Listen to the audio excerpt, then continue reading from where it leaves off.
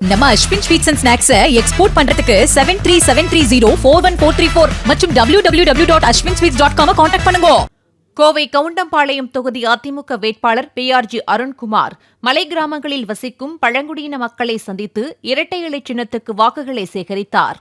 தான் வெற்றி பெற்றால் அப்பகுதிகளில் அடிப்படை வசதிகளை செய்து தருவதாக அவர் வாக்குறுதியளித்தார்.